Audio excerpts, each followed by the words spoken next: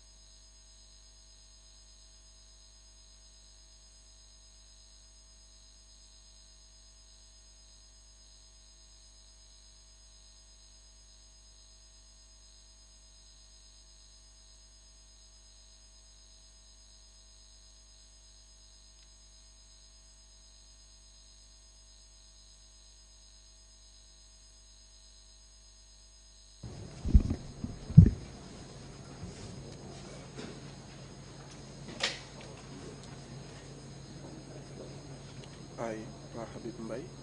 I, Abibou Mbye. Do swear that. Do swear that. I will speak the truth. I will speak the truth. The whole truth. The whole truth. And nothing but the truth. And nothing but the truth. So help me God. So help me God. You may be seated, please.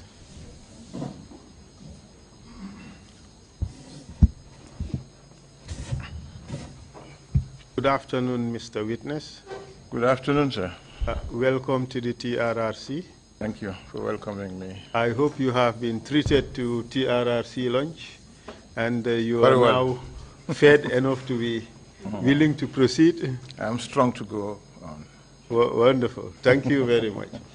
First of all, thank you really for your willingness to appear before the Commission. I appreciate that. Mr. Chair, may I say that this witness is a very important one for the TRRC in the sense that he had occupied certain important positions in the security forces, which made him privy to a lot of the issues that would be of concern to the TRRC. His appearance today is not to talk about all the things that he knows about, violations of rights, or all the things that are of interest to the TRRC which he knows about, but rather to deal with few discrete issues, mainly the murder of Usman Korosise and the investigations that he carried out during that time. But we are working with him, and hopefully in the not too distant future, we would call him again to come and talk about other issues of interest to the TRRC. That is an understanding we have reached with the witness. Is that right, Mr. Witness? That's right. Thank you. Perhaps, Mr. Witness, you should draw the microphone closer to you so that, and maybe amplify your voice as well, project so that we can hear you more clearly. Okay. Thank you. Mr. Witness, your testimony today, I would want us to deal with just a few issues, like I have mentioned. First, your biographical information, some of the things that happened during the July 22nd, 1994 coup d'etat, your activities during that period, and your interaction with the members of the council who became the government afterwards. The assignments you were given during the time or during the early days of the junta, culminating to your transfer from Banjul to Mansa Konko, and also arrangements within the police regarding the investigations of certain sensitive dossiers, like the Special Investigations Unit. We would want to know how that came into being, who were the personnel, what were the responsibilities they had, and their reporting lines. But, and also finally, the most important issue that you are called to testify about for this particular hearing is the death of Usman Korosise. What you heard prior to the event, the information you received from informants, your investigations, and what happened as a result of the investigations you were carrying out. These are the topics I would wish to discuss with you in this hearing. You are able to talk about them? Yes. So, as we've already met, I had introduced myself to you before. Esa Mbaifal is my name. My role today is to help you narrate your story to the Commission, correct? Yes. Good. So, Mr. Witness, can you kindly tell us your full names, please? My names are Pa Abibou Mbye. Mr. Mbye, are you known by another name which excludes your formal name? I am known as Pa Mbye and also as CMC, meaning Crime Management Coordinator. That was my designation in the police. Why are you known as CMC? Because I was holding that position in the police when I was in active service. Many people must have held that position before you and certainly after you, but they're not called CMC. Why were you called CMC? Because I was the one that held it longer than any other person that held that office. So in fact, in the minds of members of the security forces, you identify with that position. Exactly. And that's why they call you by that name. That is the affectionately. Exactly. Thank you. Can you tell us your date of birth, please? I was born August 30th, 1947. Where about? In Banjul. Where did you go to school? Serekunda Primary School. Then it was, since a primary school, it was called Serekunda Mohammedan School. And briefly tell us your educational background. Well, I started my educational background at Serekunda when I was 6 years old. That was in 1953. Then I was promoted through the classes up to standard 7. Then we don't have primaries. We have infant 1, 2, 3, and then from standard 1 to 7. But in my case, when I attained standard 7, then we were supposed to open the Laterkunda Secondary Modern School. Then they completed the construction of that school. So then some others are already promoted to come to standard 7, and we had to wait. So for that, an extra class was created, standard 8, and we were promoted to standard 8 just to wait for the completion of the construction and the opening of Laterkunda so that we go and open that school. So we went to Laterkunda, then we spent only 6 months, and we sat for the secondary 4 examination. Then from there, my father wanted me to have a trade, a profession. So he recommended motor mechanic. So I was given to one Mr. Cham.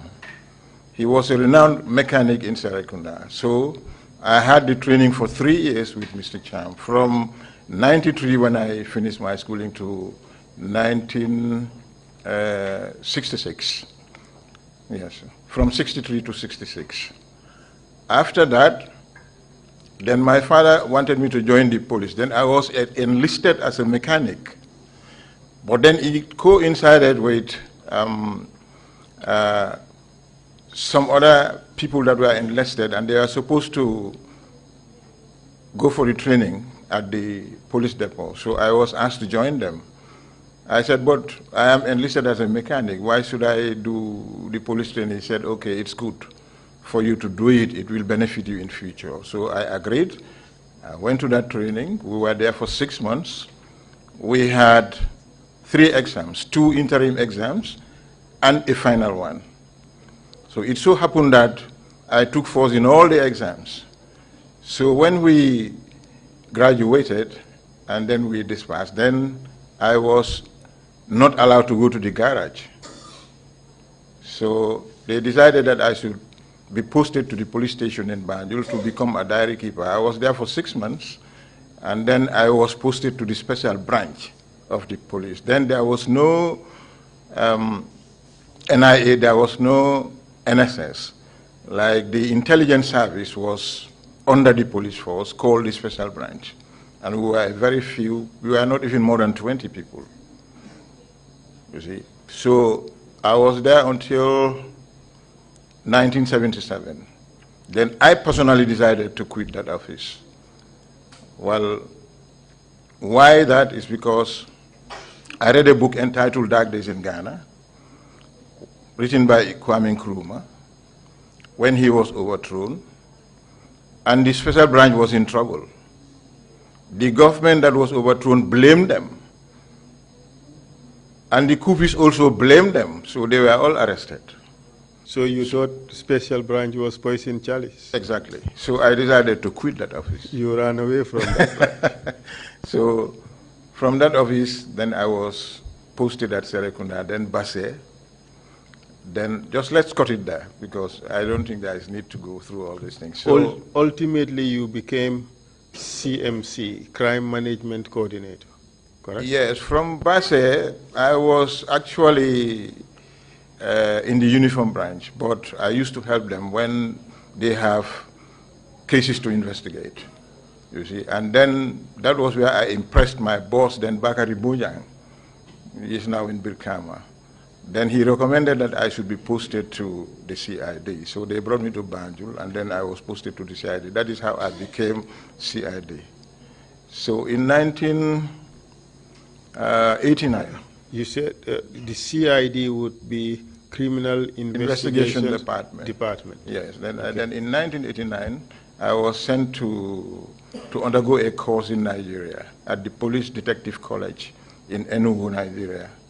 Then I was there for 3 months. When I came back, they posted me to Bundung. From Bundung, then I went to Banjul as the OC Serious Crime. Then I was there for a few months, then I became the CMC. What were your responsibilities as CMC? I had a lot of units under me as Crime Management Coordinator. That was the Child Welfare Unit was under me. The drug squad then was under the police, it was also under me. Then I had the prosecution section under me, and so many other sections actually. See, how about serious crimes? Serious crime was under me, of course, yes. That was the CID. And what were your responsibilities as CMC? I was responsible for investigation of all atrocities that are committed. I should lead all investigations of crimes that are committed. That was one of my mandates. In 1994, what was your position? I was still the CMC, the Crime Management Coordinator, in 94. Do you recall July 22nd, 1994? Yes, I do. That morning, I left home. I drove to Banjul to go to work. At around what time? I left home around 7. Then I must have reached Banjul around 7:30 or 7:45. So I parked and alighted from my vehicle. I was going up to my office. So there is a corridor. Where was your office located? At the police headquarters in Banjul. You see, then it was in the second floor of the building. So if you want to go to my office, you have to pass through a corridor. And that corridor had windows. You see, so when I looked over the window, I saw that all the staff were gathered at the courtyard behind the building. So I was wondering what must have happened. So I went into my office, placed my things on my table, and then I walked down to join them. When I reached them, I asked Mr. Chongan to tell me what the matter was all about. Mr. Chongan, what was his first name, if you can recall? I think, is it Ibrahim Chongan, I think. What was his position in the police at the time? He was the AIG operations. Proceed, please. AIG operations, that was his position in the police. Proceed, please. So when I asked him, he said, well, they've got information that some soldiers were marching towards Banjul, and they were heavily armed, and they didn't know why they were doing that. So some of them said it could have been an exercise, military exercise, which was announced 2 or 3 days earlier that there was going to be a military exercise. But then I said to him, it would be useless for us to stand here thinking whether it was this or that.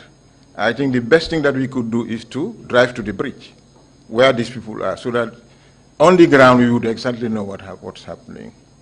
So he entirely agreed with me. So he jumped into his vehicle. I followed him with mine. At this stage, were you aware of any meeting that had occurred at the police headquarters by the senior officials before your arrival at the police? Well, what I could say is that I found them at the courtyard, as I said, and I wouldn't call that a meeting. Could have been a meeting because everybody was gathered there. They converged there, and I found them discussing about what was going on. Apart from Mr. Ibrahim Chongan, AIG Operations, yes, who else amongst the top bra of the police do you remember to have been present? The IGP was there, Mr. Jain. What was his full name? You know, the problem with police is they are more concerned with surnames than first name. Tell us the name that you know. President. Would that be Pasala Jang? Pasala Jang, exactly. You're agreeing with me that it's Pasala Jang, right? Exactly, that's his name. So who else was present? There was Mambo Yang, Mambuna Bojang. Yes. He was the OC serious crime at the time. There was also many senior officers actually.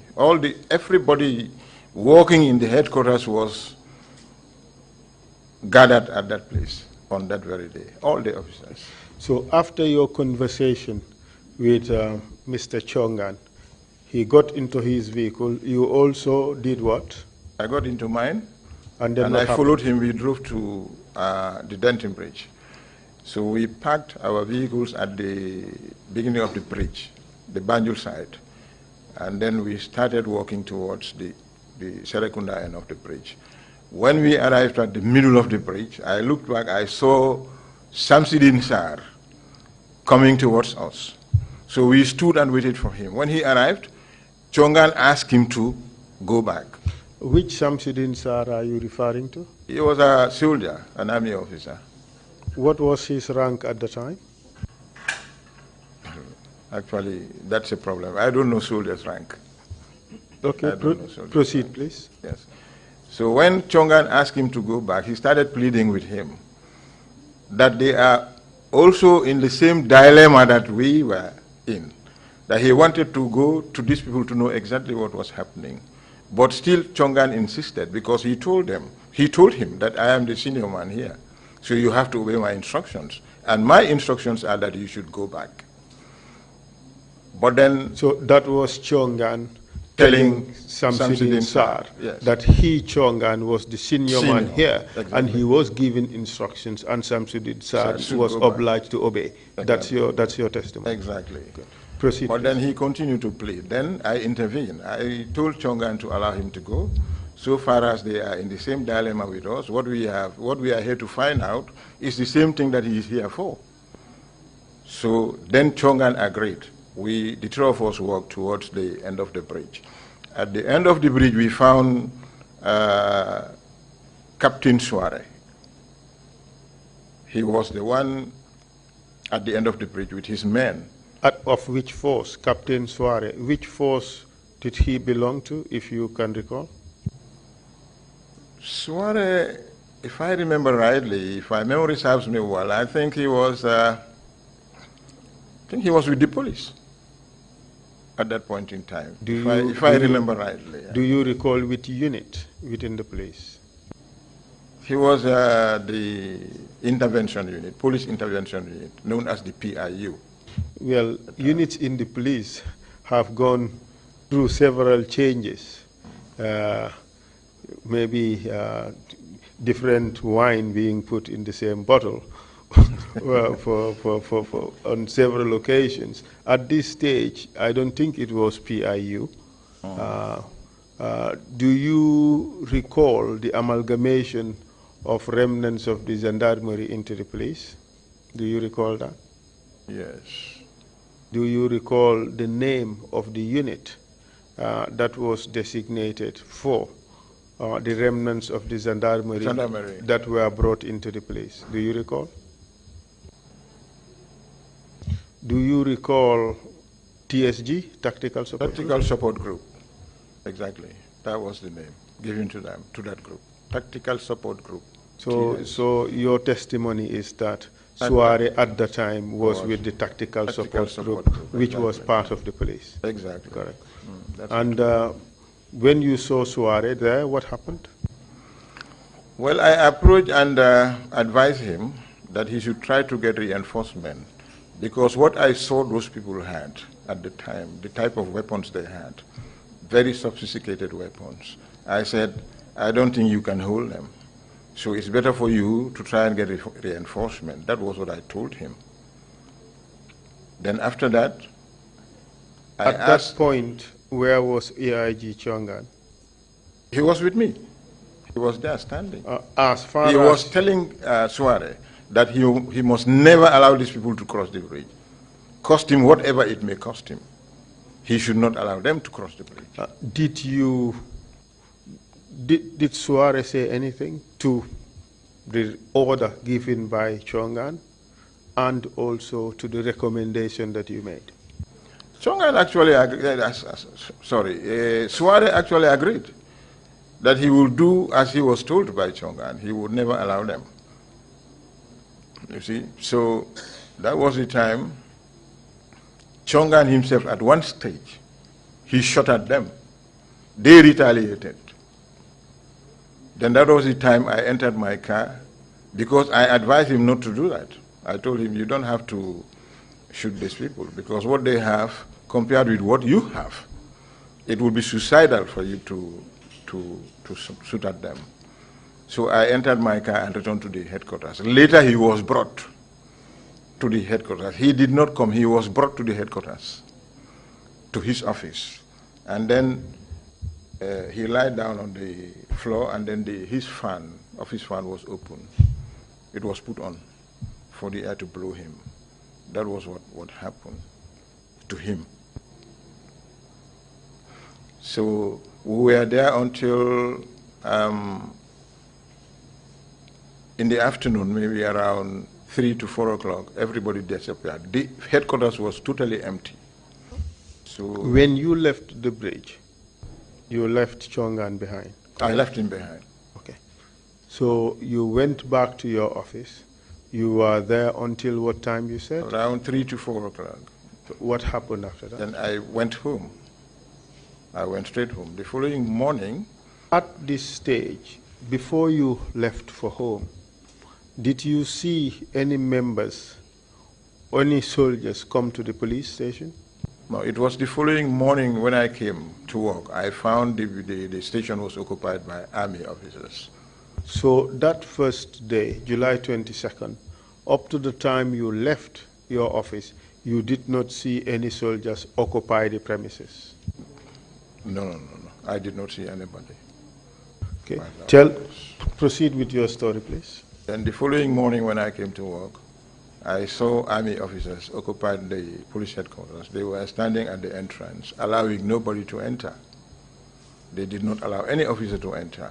So I stood there, trying to think of what I should do. So abruptly, I thought I should go to the State House and put some sense into the minds of these people, into the heads of these people that are there, the junta. So I drove my car. I was accompanied by one of my juniors called Jindo Sise. Then I drove into the State House through the back door, the Marina Parade door. So when I arrived, I alighted from my car and walked towards them. Where were they at the time? At the State House. Where in the State House? See, if you get into the State House from the Marina Parade door, the moment you arrive at the main building, if you look on your left, there was some kind of a round hut, open one. That was where they were seated. And that was Jame. Jame who? Which Jame? Yaya Jame was there. Captain Suare himself, whom I left at the village on the previous day, was also there. There was Edward Singate, Samsidin Sar, and Abu Jang. Abu Jang was the only police officer among them. Then seated down, not very far from them on a bench, there was Babukar Jata and Modu Baji. They were the two that were seated somewhere at a distance on a bench. So Jeng got up from his seat, and then I sat there. Why did he do that? I was his senior, he knows me. So he was extending you some courtesy? Exactly. Good. Exactly. Proceed, please. Yes. So when I sat down, they wanted to know why I was there. But before that, Samsidin Sar was introducing these people to me. Then he said, this is Yaya Jame, and this is Edward Singate. You know Suare. Of course, you also know Abu Jeng, and you know me. So when he finished this introduction, Edward abruptly took over and said to me directly, we have taken over this country. I did not say anything. I said to them, why I am here is because the jubilation in town, the actions of the soldiers, and the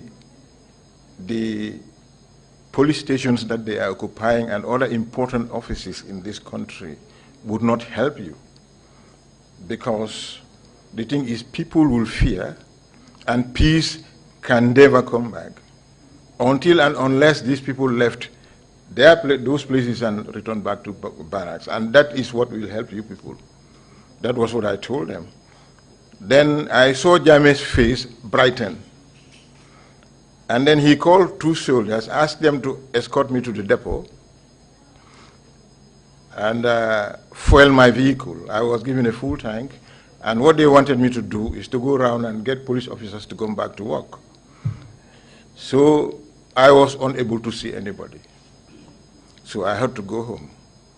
Then the following day, when I came to work, the officers were no longer there. Then officers began to come to work. This is what happened on the 23rd of July. In the meantime, did you see Pasala Jang, no, he wasn't. then IGP? He wasn't there at all. He wasn't there. I went to his office, he wasn't there. In fact, at that point in time, there was one Mudu Njai. I think he's a brother to Ndao Njai. He came to the office and said, He was the new IGP, and he wanted the key to Pasalajan's office. I just left him there and walked to my office because I never wanted to participate, because these people took over the previous day. Then the next day you come and say you are the new IGP. I didn't know where that was coming from, you see. So did he show you a letter? He didn't show any letter, nothing, absolutely. Nothing, absolutely. And, but then he was unable to get access to the office. How about on Monday, 25th July, 1994? 25th July, 1994, I came to work, still the IGP wasn't there. So I decided to drive to the State House to look for him, because he was someone who was very close to me. We were actually friends. Before he even joined the police force, he was working with the cooperative department at that time. So I went to the State House to look for him. So I was only able to ask only one person that I knew, and that was Lantom Wongtamba. I asked him if the IGP was there with them. He said no, the IGP wasn't there. So I returned to my office and sat down. Then, after some times, the IGP appeared. We saw him on that day or some other time? I think it was on that same Monday. Proceed, please. He returned to his office, you see. So that was it. That was how he came back. Do you know what happened after his return to his office? After his return to his office, I think it must have been on Monday or Tuesday, some soldiers came to arrest them. He was arrested and taken away. Who then do they were you looking, mean when you say them? That was Pasalajan, that was Chongan. So Chongan was nowhere to be seen. But then there was information that he was somewhere in Tobacco Road. I don't know how they were able to get him arrested. But Pasala was arrested at the headquarters and taken away. So it was afterwards that we got information that Chongan was also arrested and taken to Mile 2 prison. You were not present when he was arrested? No, I wasn't there. I wasn't there. His version, but when Pasala was arrested, I was there. But when Chongan was arrested, I don't even know how he was arrested and where he was arrested. All right. Proceed, please. Yes. Mr. Chongan's version, of course, is that he was arrested at the police headquarters on that Monday. Could be. I know Press was arrested in my presence, but with Chongan, actually, I don't know. That's the truth. All right, let's proceed. So, Press was arrested on Monday, and what happened after that?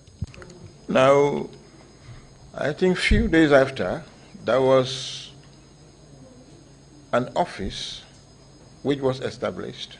How it was established, I didn't know. Do you know the name of the office? The office was called Special Investigation Unit. That was the name they gave to that office. Within which? The headquarters. Which establishment? The police headquarters there. This Special Investigations Unit, was it under the purview of the CMC? It should have been, but it wasn't. Why wasn't it? Or first question, why it should have been part of CMC? Because I was, as CMC, it was part of my responsibility to oversee any kind of investigation that is supposed to happen throughout the whole country. And the SIU was supposed to be carrying out investigations, correct? And by extension, it was supposed to be under your department. Exactly. But it wasn't under me. Do you know why? I did not even know when it was established. I just went to work, and then I saw them in that office. Who is them? That was Baba Dinding Jobate. And could you say the name again? Baba Dinding Jobate, that's how I know him. He was then a cadet officer in the police. Do you know whether he has any other name? Well, they call him Jobate, some call him Baba Dinding Jobate, and I know at one time he was the Minister of Justice and Attorney General. Lamin Jobate? Lamin Jobate, exactly. That's the name you agree with? Yes, Lamin. Okay. And who else? And Fode Barry. And what were they in relation to the SIU? Well, they were the people who occupied that office, and they were investigating matters that happened during the people that were arrested by the junta. They sometimes go to Mile 2, bring in people like President Kebasisi. At one time, they brought them to the police headquarters to be interrogated. I was informed about it when I was in my office, and I decided to walk to that office to go and see these two people. Because Keba was the one that trained me in the special branch. I had that relationship with him. So I went to the office, I found them seated on the floor. I wasn't happy with that, actually. Why weren't you happy with that? These are people who were our bosses in the different institutions. That is the police and the NSS. Then it was the NSS. Keba was the head of the NSS as Director General. President was the head of the police as Inspector General. So if I see these people being treated the way they were treated, definitely I wasn't happy, and I told them. Who did you tell? Jabate and Fode. I said, this is not done. I don't think this is the way you should treat these people. At least they were our bosses. Treat them with respect. So that you was what I told them. that I said to them, we have to be very careful. This thing is happening, but nobody knows the future. These are people who could bounce back to occupy their positions again. So we have to be mindful of this, because nobody knows what would happen tomorrow. And that was what exactly happened. Before we get to that, you're suggesting here that the person you call Baba Dinding Jobate or Lamin Jobate, who subsequently became Minister of Justice, yes, and Mr. Fode Barry, they were maltreating these arrested officers who were hitherto their superiors in the forces, being Pasala Jain, IGP, former IGP. Exactly. What I saw yes, what I saw that day, actually I didn't like it. And I wouldn't want anybody to treat me that way, especially somebody who was working under me. Instead of making me sit on a chair, you asked me to sit on the floor. Everybody was seated on a chair. These two people were seated on the floor. So obviously common criminals. Exactly. I don't think or even worse anyone would be happy criminals to be treated in the way they did to them. So tell us more about that office. This was a recent creation soon after the coup d'etat, correct? Could you state your answer through the microphone? It does not record gesticulations. Okay. Say that again. Could you indicate your answer by saying something instead of nodding? I want you to repeat the question is,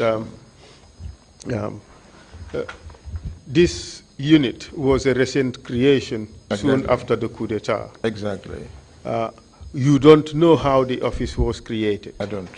Even though it was supposed to be an office under your section or under your department, you did not know anything about it. Absolutely nothing. Were you informed that two of your subordinates were designated to be running that office? No, sir. I wasn't. Were you briefed as to what they were supposed to do? Nobody told me anything. Do you in fact know where their instructions was coming from? I didn't know. In terms of what I can say is the informations that I got that they were asked to establish that office by the junta, and this is what they were telling people, and one had to at least believe it, because these were very powerful people. What do you mean by that? They couldn't have been more powerful than the CMC. People feared them. I, as the CMC, was supposed to carry out all these things. All the things that they were doing, I was the one who was supposed to be doing it. But the fact is that I have never been informed about the creation of that office, And nobody told me anything about it. Not the IGP, not the junta, nobody. At this stage, who was the IGP? You know, when Press was arrested, it was this Jibril Juf who was brought to take over that office, the office of the IGP. Which Jibril Juf? Would it be Kapi or another Jibril? No. Kapi and Jibril Juf are different. Kapi would be Dudu Juf. Dudu Juf, yes. Kapi would be Dudu So Juf. this guy is is Jibril Juf from Kololi. That's right. So you indicated that these two guys were very powerful. Could you expatiate on that? We want to have an idea what your basis for saying that they were very powerful, what were the things they were doing to suggest that they were very powerful. Okay, like for instance, I was the CMC. Everything that they were doing should have been done by me or me instructing them to do it. But all these things did not happen. And nobody has ever told me about the existence of or the creation of the office. And they never reported to me. All that they were doing, they were reporting to maybe somewhere else, not to me. I didn't know anything about it. Let us not speculate, Mr. Mbye, and tell us what you know, and call a spade a spade. Like for instance, if somebody can order for a person to be brought from prisons, and that guy is escorted to prisons to the police to be interrogated by these people, so obviously I could call that powerful. Yeah. What were the reporting lines for these two individuals? Nobody knows, to be quite frank with you. They have never reported. Mr. Mbye, wasn't it the case that they were reporting directly to Yaya Jammeh? That could have been the case, of course. Could have or would have, or was the case? I would say that that would have been the case. Thank you very much. And you were telling us that these things they were doing. What things do you have in mind? Well, bringing people for interrogation from all over, because I have seen them brought Press Kebasisi from prisons. They also brought one Mr. Glenn and so many other people to that office for interrogation. So obviously, I thought these people definitely, they must have got their instruction from somewhere. So that was the reason I decided to just keep quiet over it. By saying that they must have got their instructions from somewhere, quote unquote, you leaving us with a gray area. We want that gray area. Of course, from the State House. From the State House. From the State House. That is what you're suggesting. That is what I'm From the President. That is what you're suggesting. Exactly. And therefore, that's the reason why they were powerful. Exactly. And that's the reason why these two subordinates were more powerful than the CMC. Very well. Would you say again? Well. That's the truth. That's the truth. Yeah. Good.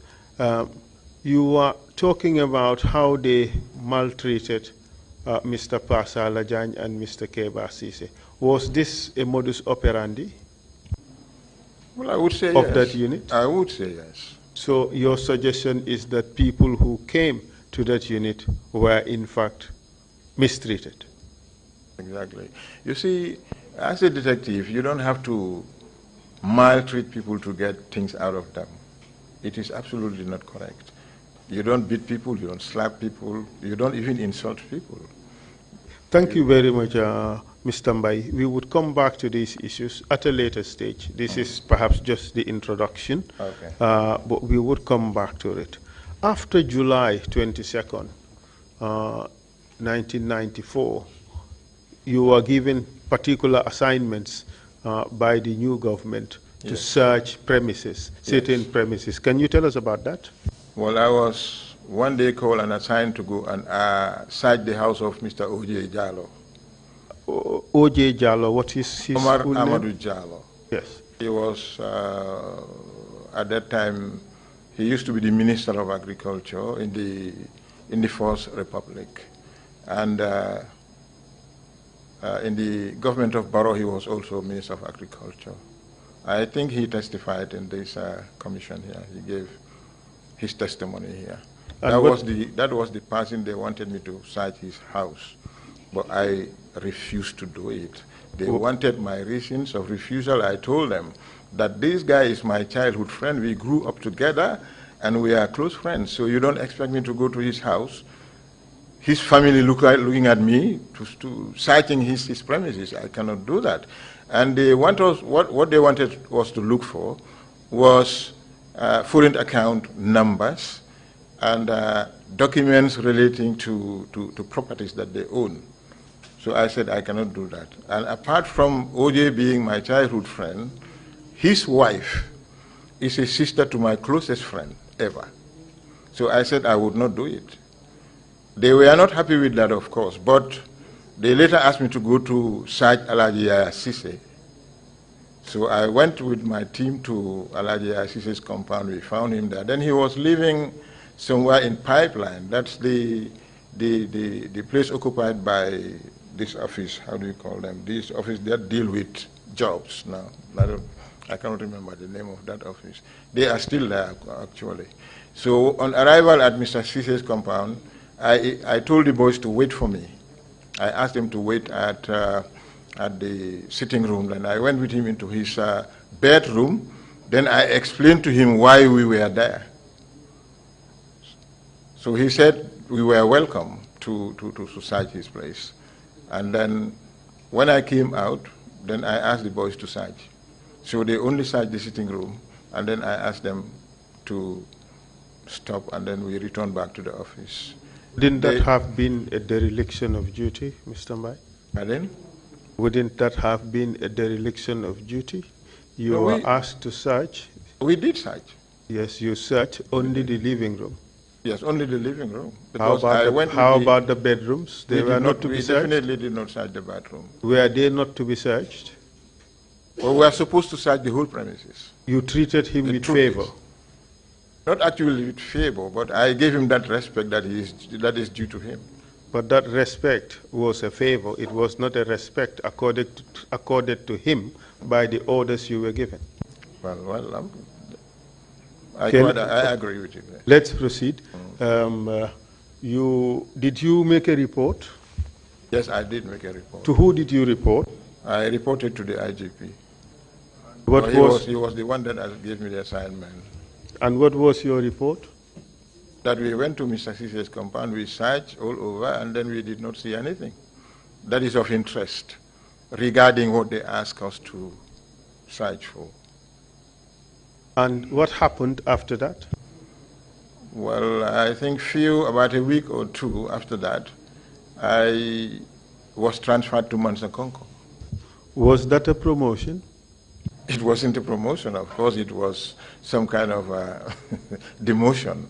It was punishment? Punishment, yes. Why do you think you were being punished this time around? Because of my reaction towards the assignment given to me to go and search OJ's house, which I refused.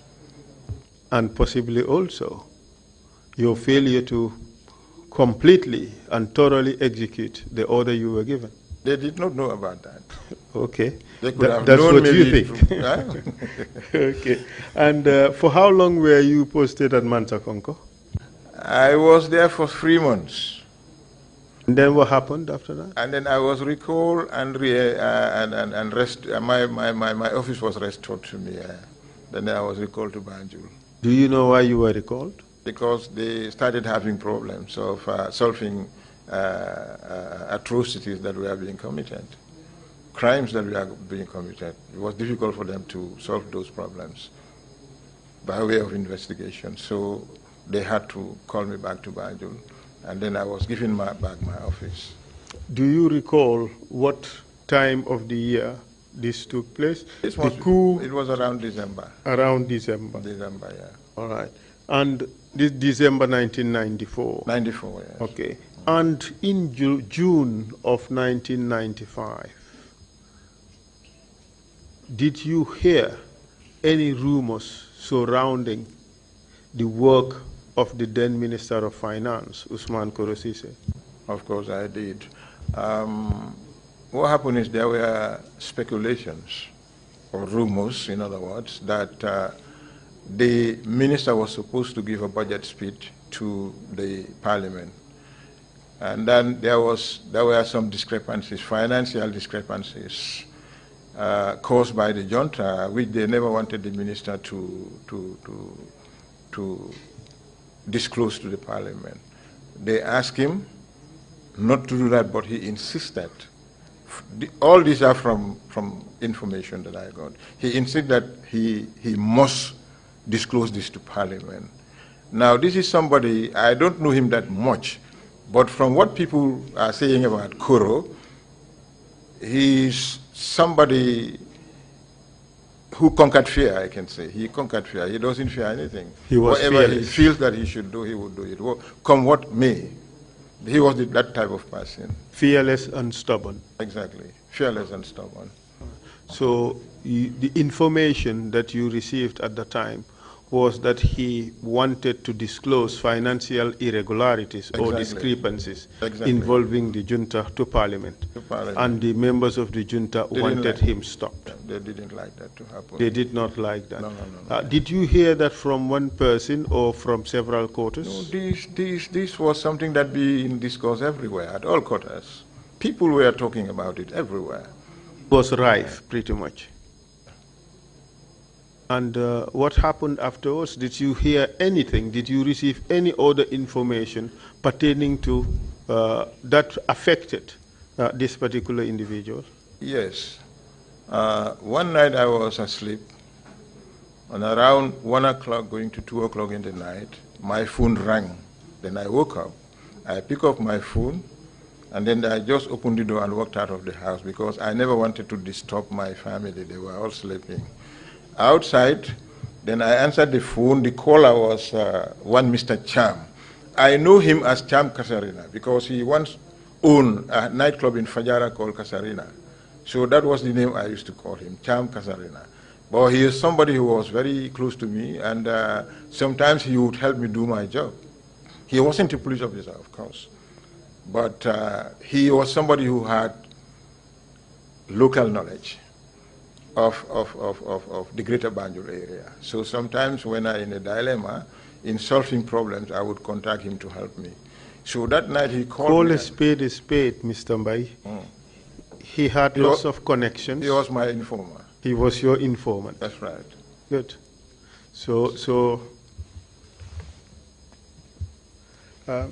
was this the parliamentary? Was this supposed to be a meeting of Parliament in June in 1995? That's what you think, what you're talking about. Exactly, that's what I'm talking about. And by the meeting you were referring to, where Mr. Cisse was to deliver this report, it was not cabinet but Parliament. Correct? All right. Thank you very much. So, your informer or your informant gave you information that night about something he saw, correct? Yes. Can you tell us what he told you? Now, on the phone, he said to me, I have seen a Mercedes-Benz, black in color, that looks like the ones that the ministers have, driving towards Jambur, followed by a Land Rover, a dark blue-colored Land Rover. And they have passed Sukuta, and they are driving towards Tangi. Now, he said he was... Where? Towards Jambur. Proceed. Actually, he said he was skeptical as to why should that happen at that time of the night, and that was the reason why he called to inform me. So I thanked him. I said, okay, that's good. Thank you very much. You know, I will bear this in mind. So the following morning... At this stage, did that information mean anything to you? Did it mean much to you? It meant a lot. At that time in the night? It meant a lot to me because I could not understand a minister's vehicle followed by a Land Rover, because what he told me was the Land Rover looks like the one that was allocated to Edward Singate. That was the information he gave me in our telephone conversation. So I was wondering as to why should Edward's vehicle be following a minister's vehicle at that time of the night going towards Jambur. Well, why would that raise eyebrows at that stage? Edward was a minister. Edward was allocated that Land Rover. And ministers also had Mercedes Benzes. It could have been an Edward entourage going somewhere. Well, that could be true, but that time of that time of the night. So your that was my problem. Okay. Because this is something that he could have done during the daytime, but I could not understand. So your main issue was not about the vehicles involved, but the timing of that event. Exactly. That was my problem. Okay, proceed, please. Yes. So the following morning I went to work, and then there was speculations spreading like wildfire that Kuru's vehicle had an accident on the way to Jambur, that the vehicle knocked on a bridge and then caught fire. And the minister was burned within the vehicle. He was trapped in the vehicle and was burned within the vehicle. So my mind went to my conversation with Cham. Straight away I knew it must have been a foul play. So when I had that, others were saying, there was also information that this guy was killed by the junta. All at the same time? Yes. These were saying it was, others were saying accident, others were saying he was murdered by the junta. And what I actually believe was that he was murdered because I thought the motive for his murder could have been what he wanted to reveal in Parliament, and they never wanted him to do that. And to quieten him, the only thing they could do is to kill him. Because if they had dismissed him from his job, he could have still contacted the media and say it. So you're saying that sacking him was not a durable solution. They resorted to silencing him permanently. Permanently. That was exactly what I thought was what happened. So the day that the remains of Kuro was brought to was to be postmortem, then I went to the hospital to witness the postmortem examination. Was that normal? Yes, it was normal. Was that part of your responsibility? Yes, exactly. It was part of my responsibility. I just went to the hospital, and on arrival at the hospital, I saw Peter Singate there. I found him there. Then, which Peter Singate are you referring to? Peter Singate, the brother of the other Singate, I don't know. He was in the army. Edward Singate's brother, Peter. He was also an army officer. Good. Then I found him at the hospital, and then his hand was fully bandaged, as he was protecting a wound or concealing something, because there was also information that he got burned while the vehicle was being burned at the bush there. People were saying about that. So when I saw this, then deliberately. Where in the hospital did you see? At the mortuary. At the mortuary. Yes, at the mortuary. At the time, where were the remains of Mr. Sise? They just brought the remains out of the mortuary on a trolley. And then there were two doctors. One of the doctors was Dr. Sise, said to be an uncle to Kuro. That was what I heard them say at the hospital at that particular time. But then they were taking the remains to this unit, X-ray unit.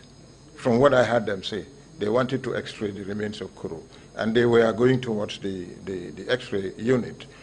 Then I looked at Peter deliberately in the face, and I deliberately said, "This must be a foul play. This is not an accident. The accident must have been a frame-up, but this is definitely a foul play." Did he say anything? He did not say anything, but I saw in his face that he didn't like what I said. It was manifested on his face. How? See, how was it manifested? What happened is, the inner thoughts of any person in things like that would always manifest. This is psychological. It will always manifest on the part. Somebody who is unhappy, if you look at him in the face, you know he's not happy. So by the expression on his face, you realize that he did not take too kindly to what you said. That's right. Exactly. That was what happened. So when I saw that, I just decided to go back to my office. I did not wait to witness the post-mortem. I returned to my office and decided to go and visit the scene where the accident took place. Now, I must say here that I was never given instructions by anybody whosoever to investigate into this matter. Nobody asked me to do it. I took it upon myself to do it by virtue of my position as CMC. I was mandated to do it. And that was the reason I was doing it. I was doing it single-handedly. So when I went to the scene, then what I discovered was that the number plate of the vehicle was detached from the rear of the vehicle. It wasn't there. But then I was able to see that the place that was occupied by the number plate was not affected by the fire. The paint was still shining. So I thought maybe it could have been an afterthought of whoever might have detached it to disguise the identity of the vehicle. That was what I thought. Until this morning, when I had Mr. Bojang testifying that he was the one who detached the number plate. What for? I don't know. He said he took it to Banjul and placed it somewhere, you know, which obviously I could not understand. As a detective, you are collecting evidence. The evidence that you are collected, you don't take care of it, because he was saying we had no, I think, exhibit store, but a number plate of a vehicle. You don't even need to put it in an exhibit store. An important number. They could have just put it somewhere at the corner in his office. That aside, did you see what else that is remarkable did you notice on that vehicle? Well, apart from the number plate, when I saw that it was detached, it was nowhere to be seen, and I thought, as I just said, that it could have been done to disguise the identity of the vehicle. You see, like number plates for vehicles, they are very, very important. Of course, that is the identity for identical purposes. But you see, Mr. Mbye, yes. We are working within a particular time set. Okay. I'm sorry for interrupting you. No, that's all right. That's okay. I know that you have strong views about what you want to say regarding the number plate, but it suffices for now to establish the fact that the number plate wasn't there. And as a result of that, you thought that the identity of the vehicle was now being disguised. But that aside, what else did you notice on the vehicle or about the vehicle? Well, what I can say here is that that accident was a make-up. It was what? It was a make-up. It was a frame-up. It wasn't an actual accident, really. You see, because by looking at what happened, you see, it was at a bridge, a small bridge. And at the two edges of the bridge, you have a wall, a small wall, maybe to protect vehicle from going over. And that was the wall that they exactly put the vehicle, like the driver accidentally bumped into that wall. And that was the cause of the vehicle catching fire. Did you see any dents on the vehicle? There were no dents on the vehicle, actually, apart from the front of the vehicle, which was put at that wall. That's the only dent I saw on the vehicle. So your testimony is that, as far as you can recall, 25 years ago, there were no dents on that vehicle? No dents at all. At all. What else did you notice on the vehicle? Well, that's all that I... Was it burnt? Because the moment I saw... Was it burnt? Huh? Was it burnt? It was burnt, totally. Totally. Every part of the vehicle was affected by the fire, except where that number plate was detached. From what you have seen, do you think that the impact that vehicle could have had on that concrete or brick or block slab, do you think that impact could have been sufficient to set that vehicle on fire? No, sir. No, not Why at all. do you say so? Because I have seen people bump into things more seriously than what had happened with that one, and there was no fire. And again, considering the information given to me the previous night by Mr. Cham, so obviously I thought actually this was just a frame-up. It wasn't an accident at all. Putting all these things, making all these deductions of what happened. Then, from there, I decided to continue my investigations. I wanted to start from the airport because that was where everything began. So as an investigator, I said I should start from the airport. So I went to the airport. When I came back, then I was given information by one of my senior officers called Mr. Sane. He is now late. Then he was at the parade ground on that day. And what he told me was that... On which day? The day of when Yahya Jammeh was leaving the country, flying to somewhere, I don't know. They went to see him off. So he said Kuru parked his vehicle, and then there were two other vehicles that blocked him. One of the vehicles parked in front of his, and the other one was parked behind, at the back of his vehicle. So there was no way that he could have got out of that corner to drive away. So were you informed? Yes, I was informed. Whose vehicles were parked in front and behind Kuru's? Yankuba's vehicle was parked in front. Yankuba who? Yankuba Toure. And then the vehicle of Edward Singate was parked behind. You have established earlier on that Edward Singate was a member of the junta. You met him the first day you went to State House. That's right. This Yankuba Toure you're talking about, who is he or who was he at the time? Yankuba, when I went to the State House, he wasn't there. At that time, he was. But what position did he occupy as at that time? Later, I knew he was part of the junta after my visit to the State House. And did he ultimately or later occupy any position in government? He was the Minister of Local Government and Lands. Okay, thank you. He was the Minister of Local Government and Lands. In fact, the day that I went to look for Press Jane, I forgot to write this. Yankuba, this Mr. Turo Jaune arrived in my presence. I was at the State House on that day. Then Yankuba came up to him and asked for his vehicle. Then Turo pointed to his vehicle where he parked it. Then Yankuba asked the driver to come with the vehicle. When he came, Turo was arrested at that moment, put into his own vehicle and taken away. Later I knew he was taken to Mile 2. How long he stayed in the Mile 2, I don't know. But from that day he was taken to Mile 2. That happened in my presence.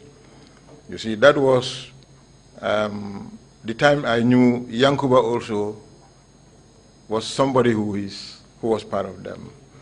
You see. So after all these things had happened, I was still doing my investigation. Then from the information that I was given about what happened at the airport, Kuru Sise, the Minister of Finance, was the first to arrive at his vehicle. But then he had no choice, he had to wait. Otherwise he cannot go. So Yankuba and Edward arrived. When they arrived, then they spoke. What they discussed, nobody knows. It was only known to them, as far as I am concerned. Then Edward jumped into his vehicle. Koro jumped into his vehicle. Yankuba joined Koro Sise in his vehicle. And then Yankuba's vehicle was driven by somebody. So, in a sense, your informant told you that when Koro arrived, Koro parked his car at some place at the airport. Yes. And Yankuba Toure's car was parked in front of Koro's car. Exactly. And Edward Singate's car was parked behind Koro's car, yes, making it almost impossible for him, for Koro to leave without those cars or those obstacles being removed. Exactly. And That's exactly what I'm saying, yes. And thereafter, prior to departure, Korosise came back to his car, but he could not leave because of the fact that his car was blocked. Blocked, exactly. And your testimony is that later on, Edward Singate and Yankuba Ture came. Yes. There was a conversation.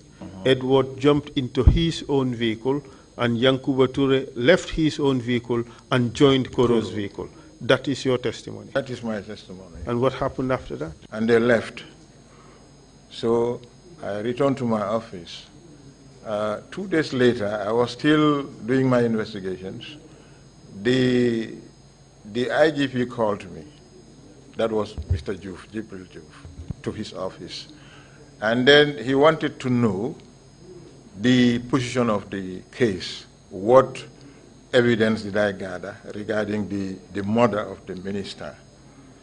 I was reluctant to give him any information because of the fact that he never instructed me to investigate, nor did any other person instructed me to investigate. So I was skeptical as to why he was asking me that question. You see, I was suspicious. Maybe, as I thought, those people at the State House might have wanted to know what I was doing about the case, and they cannot ask me directly. They might wanted information from me through the IGP. That was what I thought. And that was why I was reluctant to give him any information. I told him, well, I don't know anything, sir. Then what he told me was, in the event the junta want to know the progress of this case, what do we tell them? You are the CMC. I said to him, sir, from what I know, I don't think these people will ever ask you progress of this case. I don't think so. Be you here for the next 10 years, nobody will ask you about it. That was exactly what I told him. Then I walked out and returned to my office. The following day, he called me and said, Yankuba Ture wants you in his office. Was that an order or was it a suggestion? Of course, it was an order. It was definitely an order. So which I obeyed. I went to his office at the Quadrangle. You went to whose office? Yankuba Ture's office at the Quadrangle. When I entered the office, he was bent on reading or writing something. Then he raised his head, looked at me for some times. Like, maybe, as in how many minutes? Maybe 1-2 minutes. He was looking at me. During that period, was he smiling at you? At all, he wasn't. He wasn't smiling at me at all. At all. As far as you're concerned, what message was being conveyed through that look of his on this, through the expression on his face? Well, actually, his countenance, as far as I am concerned, showed me that something wrong must have happened, because I saw in his face that he was kind of not happy with me. That was what I was able to detect. Was his look friendly or was it menacing? It wasn't friendly, of course, not at all. Not friendly at all. Okay, it's not friendly. At all. Was it menacing? Was it threatening? No, I wouldn't say threatening, actually. Not threatening, because there was nothing threatening about his countenance on that day. But definitely, he was not happy with me. That was what I could have seen. That's the message I saw in his face. A message of disagreement with something. Exactly. Did he say anything to you? No, he just looked at me for 1-2 minutes and said, it's okay, you can go back. He did not tell me anything, absolutely nothing. He just looked at me and said, you can go back to your office. And that... What message did you get from that? That I should prepare myself. I should prepare myself to quit. Because what I thought was, well, something is wrong somewhere, and the tendency is I might be sent home. That was exactly what I thought. So I returned to my office. The following day, Baye Nyasba, a cadet officer at that time, came into my office, quoting his exact words. He said to me, boss, I said yes. He said, today go tomorrow. Those were his exact words. What did you understand him to mean by that? That 2 people will be sent home tomorrow. This sending home thingy, what does it mean? That you'll be sacked. Sacking people and sending them home. Proceed. So when he said this, I asked him, I hope I am not one of these two that are supposed to go home tomorrow. He said, no, no, sir. No, you are not one of them. Then when he walked out of my office, I decided to pack all my belongings, my personal belongings. Why did you put them do aside. that? Why did you do that? Because I suspected that the two that he said were to go home, the next day, I must have been one of them. That was exactly what I thought, and that was the reason why I packed my personal belongings. I did not stop at doing that. I also took a paper and wrote my handing over. When I finished writing my handing over, I signed the handing over officer's column, and then the taking officer's signature column, I left it blank. So after work, I went home. When I returned the following morning, it was on a Friday, the IG called me to his office. When I entered the IG's office, he said to me, I'm sorry, Mr. Mbye, we've got message from the State House that they no longer needed your services, that you should go home. I asked him, did they tell you what I have done? He said, no. So meaning I have not done anything wrong? He said, well, they did not tell me anything wrong that you have done. So I said, that's well and good. So that was how I packed up. Then he said, go and write your handing over. I said, I have done that already, sir. When did you do it? I said, yesterday. So you knew you were going to be sent home. Well, I said, I was hinted. I was indirectly hinted. I told him what happened in my office with Bayinyasba. I explained that to him, and he understood. I said that was the reason why I wrote my handing over note yesterday. Were you told the reasons for your dismissal? In fact, I was not even given a letter. I was just asked to go home. It was 2 weeks later, that a police constable brought my letter to my home. Do you recall what the letter said? The letter said it was, it was a num. That kind of letter was actually given to anybody who was sent home. That I have been directed, it was an executive directive. I have been directed to inform you that your services have been terminated. Terminated. Executive directive. Full stop. That your services are terminated. Full stop. Nothing more, nothing less. So I just went home. Then it was 10 months later, then the IG sent to call me to his office. So when I went to his office, then FRI Jame was, what at that time the IGP. Then I was recalled and reinstated. Then my office was restored to me as CMC. So after 2 days, he called me, the IG called me to his office and said, look, the reason for your reinstatement is because we have a murder case at the terminal where a Fuller man was killed and his money was taken away, and it's becoming a problem for us to solve that problem. So we had advised to call you back, and that is why you are here. But it seems you are not doing anything.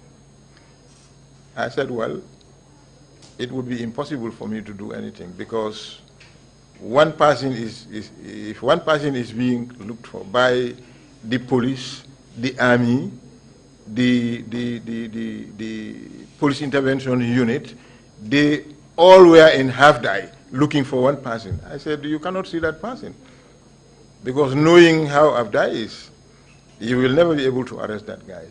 Ask these people to go back to barracks.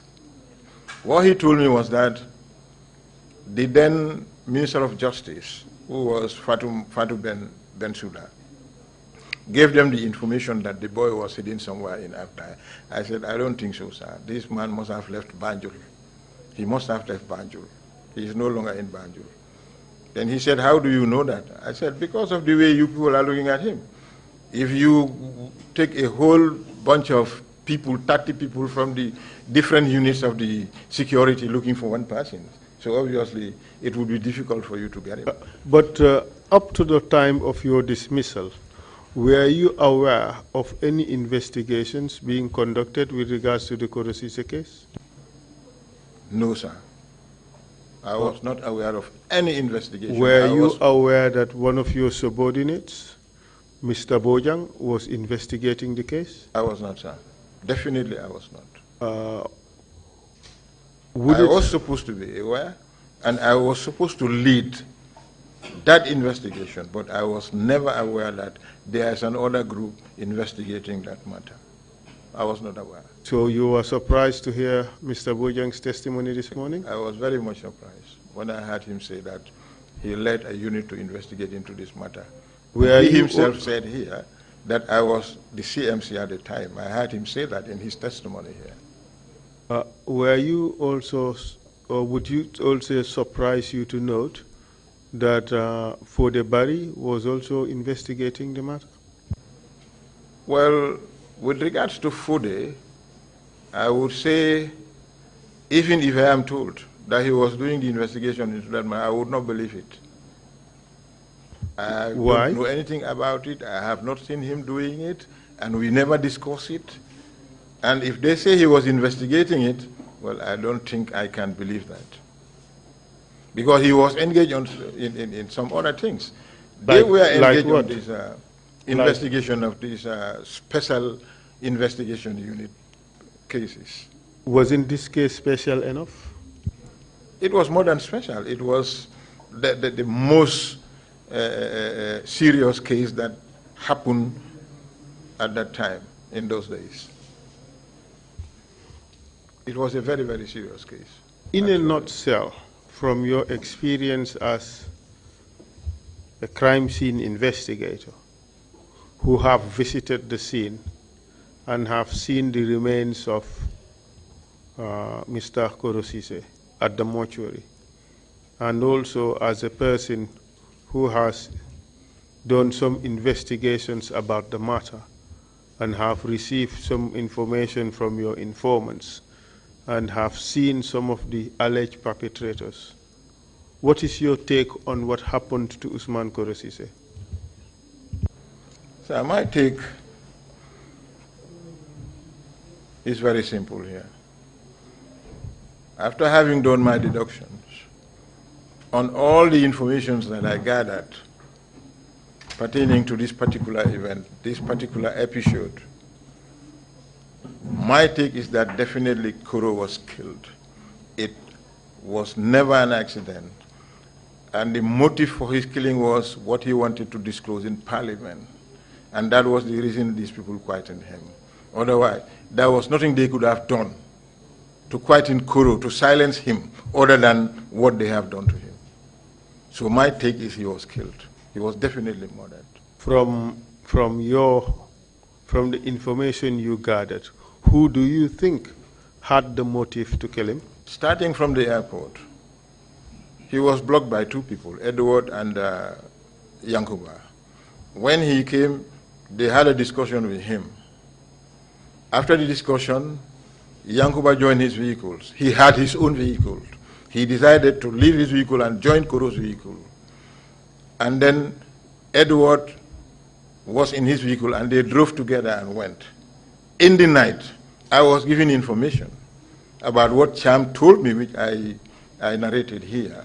So putting all these things together, obviously, you will come to conclusion that this man was definitely killed by Yankuba and Edward. Maybe some other people might have been involved, but my take is that it was done by no other person other than Yankuba and Edward. If there are other people, they should have been, they could have been the leaders in whatever had happened.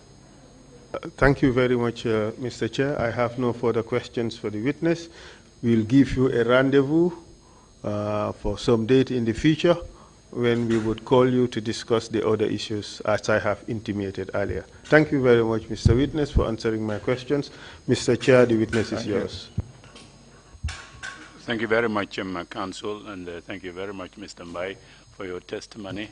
Counsel, did you arrange with the witness for him to make any concluding remarks now, or you'd rather no, wait until later. Okay. He has a whole lot more to say, Mr. Chair. Yes, indeed, he does, clearly. Commissioners, any questions now, or you'd want to wait a bit later? Fine. That is not it. Thank you all very much. We would see you Monday morning. We don't meet on Fridays. Council, is that okay? Yes. Splendid. Thank you. Thank you very much. Meeting is adjourned. See you Monday morning.